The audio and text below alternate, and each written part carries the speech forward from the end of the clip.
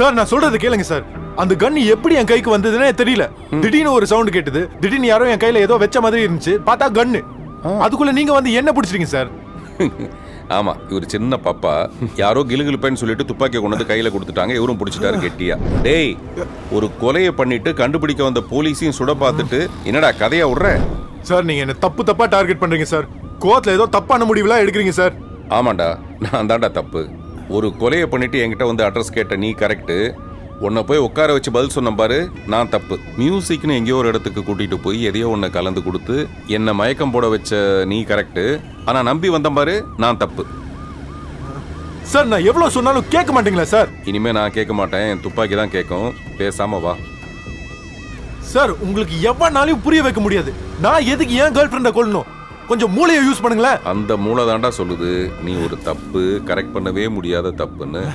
வேற வழியே இல்லை, இது நானே பாத்துக்கிறேன்.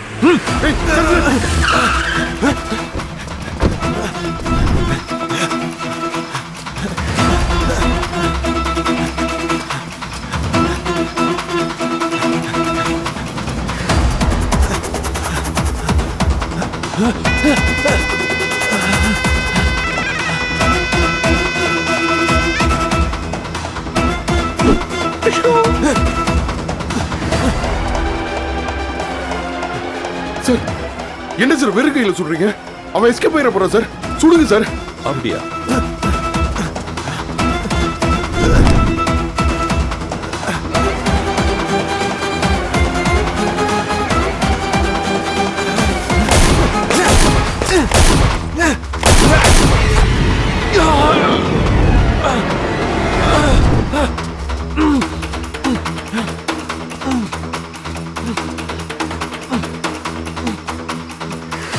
சார், குறி மிஸ் ஆகி கையில போட்டு எஸ்கேப் ஆயிட்டான் சார். அப்போ என் குறி சரியா இருக்குன்னு தான் அர்த்தம். வினோதமா இருக்குல்ல?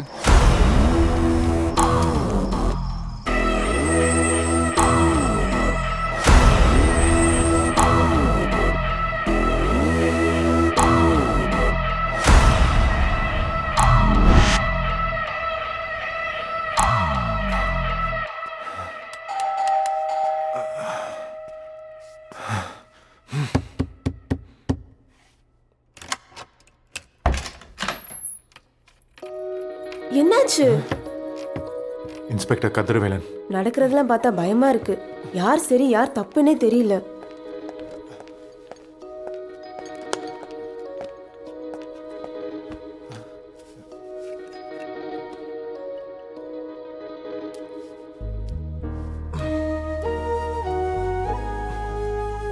கதிரவேலன் எதுக்கு ஷூட் பண்ண? என்னாச்சு உனக்கு? நான் அவரை சுடல. அந்த கிளப்ல ஏதோ பிரச்சனை இருக்கு. சுட்டவன் கன்னு ஏன் கையில கொடுத்துட்டான். ஆக்சுவலா நான் ஏன் இங்க வந்தேன்னா உன்கிட்ட கொஞ்சம் இன்ஃபர்மேஷன் தேவை. கதிரவேலன் ஏன் உன்னை சந்தேகப்படுறாரு? ராகவியை உண்மையதான் லவ் பண்ணியா? என் எதிரி கூட இந்த மாதிரி ஒரு சூழ்நிலை வரக்கூடாது. கதிரவேலனுக்கு தான் புரியல. உனக்குமா புரியல? முதல் சந்திப்பு எனக்கு ஒரு ராகவிக்கும் பிரச்சனையில் தான் முடிஞ்சது. ரெண்டாவது சந்திப்பும் ஒரு பிரச்சனையில் தான் ஆரம்பிச்சது.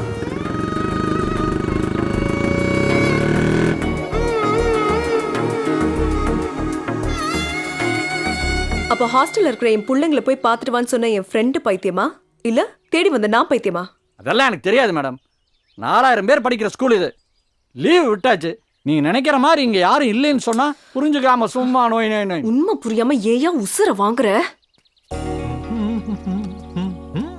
ஏய், நீ எப்படிங்க? ஏன் நான் இங்க வரக்கூடாதா?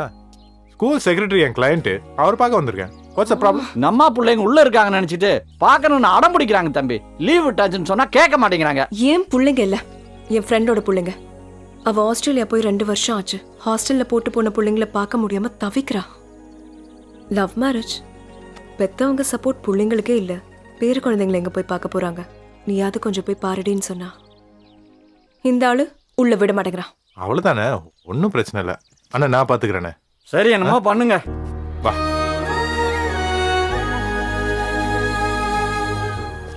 அம்மானு கூப்பிடுற வயசுல, அழகா ரைம் சொல்லி கேட்க வேண்டிய வயசுல, ஹாஸ்டல்ல போட்டு சம்பாதிச்சு என்னதான் பண்ண போறாங்களோ தெரியல. 4000 பேர் படிக்கிற இந்த ஸ்கூல்ல இப்ப யாருமே இல்ல. பூத் பங்களா மாதிரி இருக்கிற இந்த பில்டிங்ல இந்த 2 குழந்தைங்க மட்டும் மாட்டிட்டு இருக்குங்க.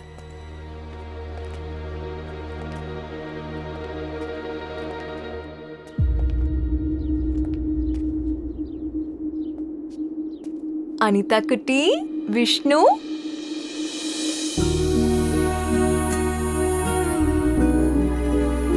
ஐ ஆன்ட்டி, ஐ ஆன்ட்டி. ஹாய் ஆன்ட்டி ஆன்ட்டி எங்களுக்கு இங்க தனியா இருக்க பயமா இருக்கு ஆன்ட்டி, எங்களை கூட்டிட்டு போயிடுங்க ஆன்ட்டி. அச்சோ, அதான் ஆண்டி வந்துட்டல, அழக்கூடாது. உட்காருங்க. ஹலோ தம்பி. ஒரு உன் பேர் என்ன? Surprise. K Vishnu. Chocolate. I meant. Don't worry செல்லும், இன்னும் ஒரே மாசத்துல அம்மா வந்துருவாங்க. அதுக்கு நான் கேரண்டி. Okay, good good. தனியா இருக்க பயமா இல்லைல்ல? இல்ல ஆன்ட்டி, நைட்டு மட்டும் ஒருத்தர் வந்து படுத்துப்பாரு ஆன்ட்டி வராண்டால. We feel lonely aunty. Lonely எல்லாம் இல்ல. ஜீசஸ் எப்பவும் உங்க கூடவே இருப்பாரு. எதுக்கும் பயப்படக்கூடாது, சரியா? எனக்கு ஒரு 1 வீக் டைம் கொடுங்க. அதுக்கப்புறம் நானே வந்து உங்க 2 பேரையும் கூட்டிட்டு போறேன். ஓகே?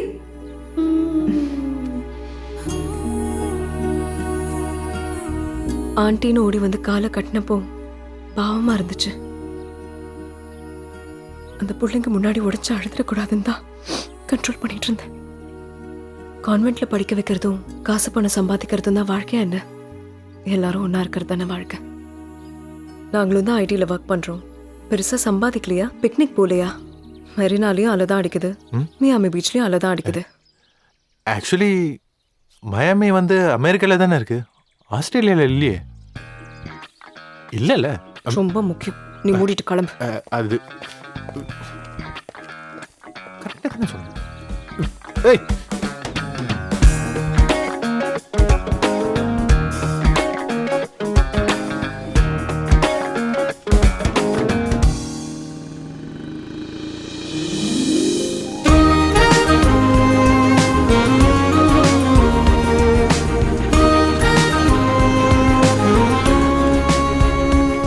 ரேவதியோட குழந்தைங்களை இவங்க கடத்திட்டு போறான்.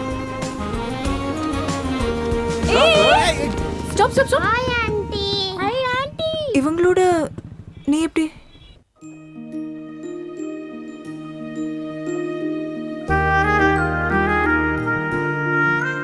ஒரு 10 நாள் கழிச்சு நான் அந்த ஸ்கூலுக்கு போயிருந்தேன். அந்த 2 குழந்தைங்க திடீர்னு வந்து என் காலை கட்டிக்கிச்சுங்க. நான் அவ்வளோ ஈஸியாக இமோஷன் ஆக மாட்டேன். ஆனால் என்னவோ அந்த பசங்களை விட்டு என்னால் போக முடியல.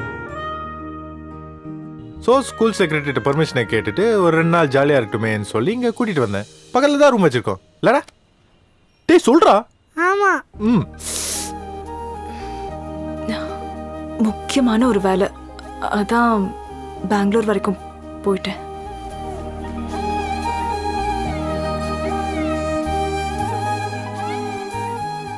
இப்படி இருக்கிற இந்த குழந்தைங்கள மறுபடியும் கொண்டு போய் இந்த பூத் பங்களால விட்டுட்டு எப்படி வரப்போறேன்னே தெரியல.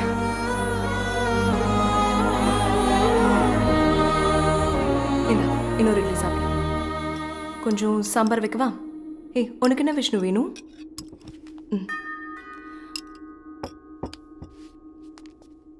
பாரு, இட்லி எப்படி தெரியுமா சாப்பிடணும்? நல்லா பிணைஞ்சு அப்படியே பொங்கல் மாதிரி ஆக்கிட்டு அதுக்கு என் ஃப்ரெண்டை பார்த்ததும் எனக்கு தலையை சுத்தி போச்சு.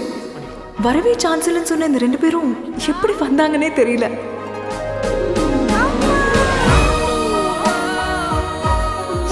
எப்படி இருக்கீங்க 2 பேரும்? நல்லா இருக்கு.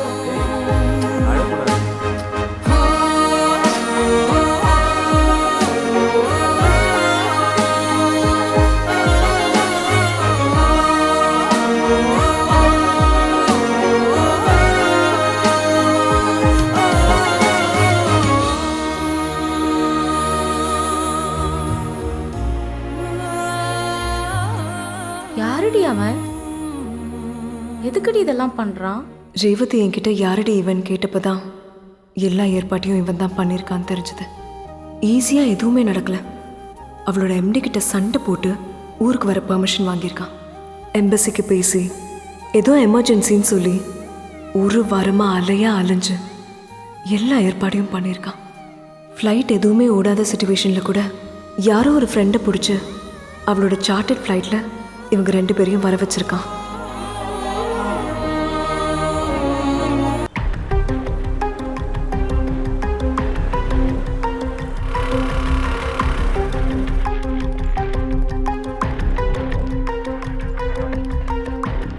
ராகவி கொடுக்க சொன்னான். அவங்க வரலையா? வேதிகா, என்ன? எதுக்கு நீ வந்தன்னு தெரிஞ்சு போச்சு. ஒழுங்கா வா.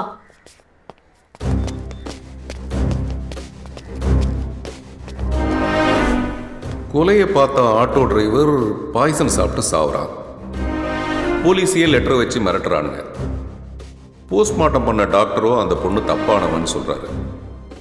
கூடவே சுத்தின நகுலன் என்னை கொல்லவே பார்க்கறான். ஒரு சின்ன தடயம் கிடைச்சா கூட கொலைகாரன் குடலை உருவி மாலையா போட்டு கேக்குறது உங்ககிட்ட அறிவில்ல. சொல்றி, எதுக்கு வந்த? சார் வந்துட்டார்ல, சொல்லு. Sorry sir. இது ஹாஸ்பிட்டல், சத்தம் இல்லாம கேட்கணும். பதில் வரலனா சத்தமே இல்லாம க்ளோஸ் பண்ணிடணும். இப்படி இருந்தா கேட்காது. இப்ப கேக்குமே. சார், நான் இதுல தேவையில்லாம வந்து சிக்கிட்டேன். ராகவி பேஷண்ட்க்கு பணம் கொடுத்திருந்தான். அதை கட்டதான் நான் வந்தேன். நகுலன் கிட்டே இதுதான் சார் சொன்னேன். இதுக்கு மேல என்ன வேணா பண்ணிக்கோங்க. என்ன வேணா பண்ணலாமா சார்? அப்படின்னா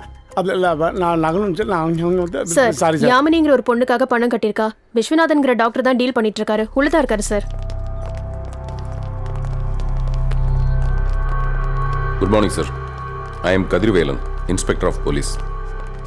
யாமினின்னு ஒரு பேஷண்ட்டுக்காக ராகவி பணம் கட்டியிருக்கிறதா சொன்னாங்க. அந்த கேஸ் பற்றின டீட்டெயில்ஸ் நான் தெரிஞ்சுக்கணும். போலீஸ் வரைக்கும் போயிடுச்சா? அவங்க யாமினிக்கு மட்டும் பணம் கட்டல, இன்னொரு பொண்ணுக்கும் கட்டியிருக்காங்க. அன்னைக்கு ராகவி அவங்கள கொண்டு வந்து அட்மிட் பண்ணப்ப ரொம்ப மோசமான கண்டிஷன்ல இருந்தாங்க. எப்படியாவது அவங்கள காப்பாத்திருங்கன்னு கதறி துடிச்சாங்க. ஆஸ் அ டாக்டரா அவங்களுக்கு என்ன பிரச்சனைன்னு எனக்கு புரியல. என்ன மாதிரி ட்ரீட்மெண்ட் கொடுக்கறதுன்னு தெரியல. இன்ஃபேக்ட் அந்த இன்னொரு பொண்ணு அன்னைக்கே கோமால இறந்துட்டாங்க. யாமினியே இப்ப 2 நாளா கோமால தான் இருக்காங்க. அவங்கள நான் கொஞ்சம் பார்க்கலாமா?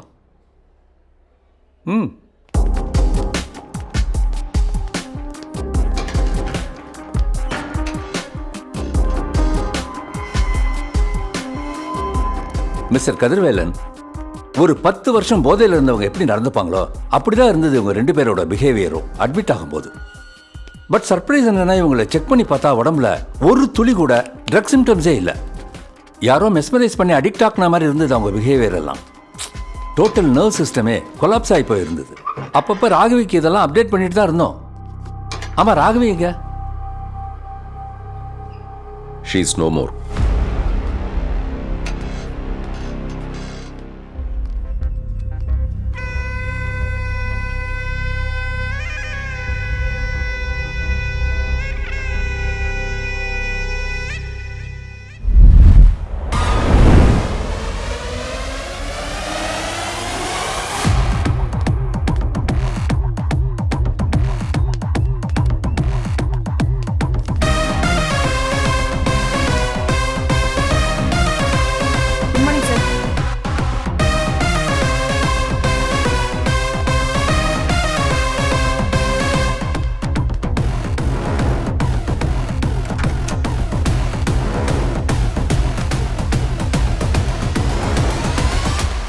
வாங்க கதிர். சார், அந்த ராகவி கேஸ் புது டைமென்ஷன்லாம் போகுது. ஆனால் பிடிச்சிருவோம் சார். கிழிச்சிங்க. ஆஃப்டர் ஆல் ஒரு கொலை கேஸு, அதை வச்சு இன்னும் ஊறுகாய் போட்டுட்டு இருக்கீங்க. நான் கூப்பிட்டது அதுக்கு இல்லை, வேற ஒரு முக்கியமான கேஸ். Watch this.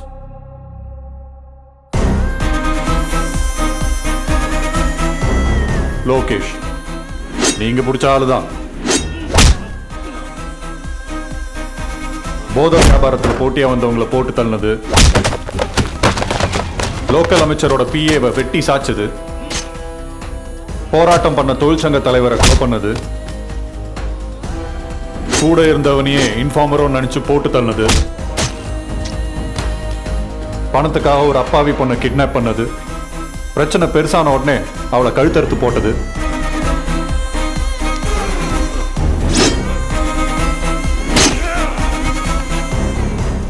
இப்படி எல்லா கேஸுக்கும் ஆதாரம் சேகரிச்சு தான் அவனை போடுறதுக்கு ஆர்டர் வாங்கியிருக்கோம்.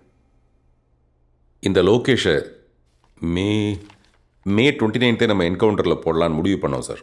அப்போ நீங்கள் தான் வேணான்னு சொன்னீங்க. அன்னைக்கு வேற ப்ரெஷர், இன்னைக்கு வேற ப்ரெஷர். நாளைக்கு அவன் கேஸ் ஹியரிங்க்கு வருது. இந்த முறை பெயிலில் வந்துட்டானா நேஷனல் பார்ட்டி ஜாயின் பண்ணுறதா இருக்கான். அதான் அவன் கோர்ட்டுக்கு போகும்போதே போட்டுடலான்னு. மிஸ் ஆகாது இல்லை? போட்டுருவேல்ல? Sir, sorry to say this sir, நான் டீ போட்டாலே கொஞ்சம் ஸ்ட்ராங்காக தான் போடுவேன். இந்த மாதிரி விஷயத்தெல்லாம் டபுள் ஸ்ட்ராங்காக போடுவேன் சார். இதையாவது கேர்ஃபுல்லாக டீல் பண்ணுங்க சார்.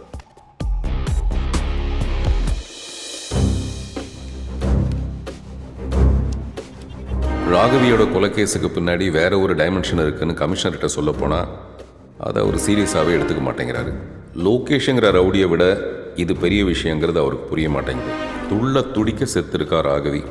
கோமால இருந்த ராகவியோட ஃப்ரெண்டு ஒருத்தி செத்துருக்கா. இப்போ இன்னொரு பொண்ணு கோமால இருக்கா. இன்னும் எத்தனை பேர் பாதிக்கப்பட்டிருக்காங்கன்னு தெரியல. ஏதோ ஒரு ரகசியம் தெரிஞ்சதுனால தான் ராகவியை கொலை பண்ணியிருக்காங்க. பாதிக்கப்பட்ட ஒரே ஒரு பொண்ணை நான் பிடிச்சிட்டேன்னா செத்தான் அந்த கொலைகாரன்.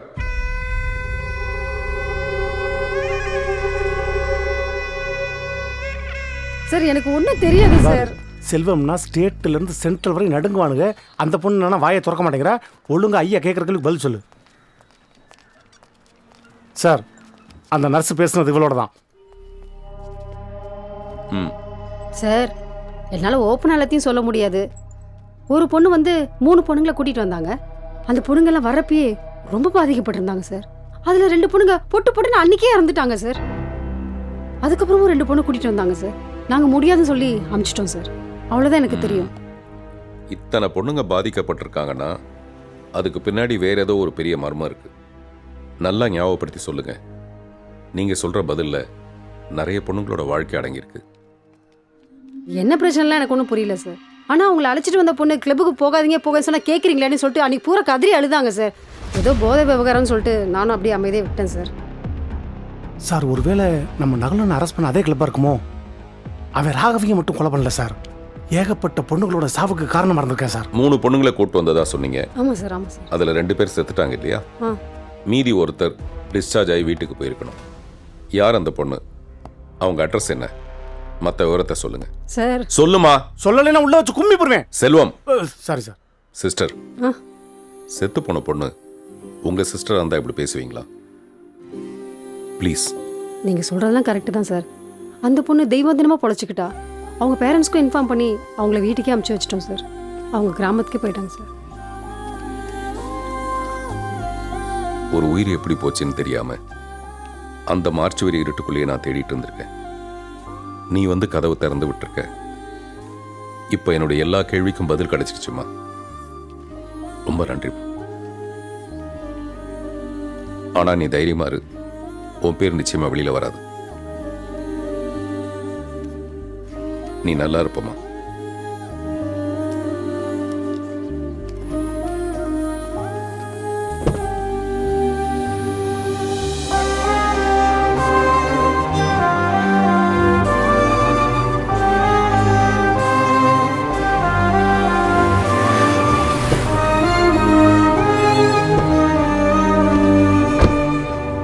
ஒரு நிமிஷம் சார். எத்தனை பொண்ணுங்களோட உசுறு விளையாண்டுருக்கானுங்க சார். யார் என்னன்னு தெரியல. இந்த பொண்ணுகிட்ட நமக்கான பதில் கிடைக்கும் சார். சார், நம்ம சொன்னால் கோச்சிக்க மாட்டீங்களே? இப்போ நான் கோவப்படுற நிலைமையில் இல்லை, நீ சொல்லு. இல்லை சார், என்கிட்ட கோவப்பட்டு பேசுகிற மாதிரி அந்த பொண்ணு கோவப்பட்டு பேசுகிறாதீங்க. கொஞ்சம் பார்த்து பக்குவமாக பேசுனீங்கன்னா. நான் உன்னை சொன்னா நீ கோச்சிக்க மாட்டேன் சார். நீங்கள் சொல்லி நான் எப்படி சார்? நீ ஒரு முட்டா சார். Police sir. கோவப்படாமல் பேசுங்க சார் அப்படின்னு சிம்பிளாக சொல்கிறத விட்டுட்டு the spot of the programme was brought to you by அந்த மாதிரி சார் நான் சொல்கிறேன். நீங்கள் தப்பாக நினச்சக்கூடாது சார். கோவப்படாதீங்க சார். என்கிட்ட கோவப்படுற மாதிரி நீங்கள் அவங்ககிட்ட கோவப்படாதீங்க சார். உங்ககிட்ட கோவப்படுற மாதிரி நான் அவங்ககிட்ட கோவப்பட போகிறேன் நான். Sorry sir. உன்ன மாதிரி முட்டா பொண்ணாது இல்லை சார். ஒன்றுக்கும் போகாமல் இங்கேயே நிற்கணும். ஒன்றுக்கும் போகக்கூடாது.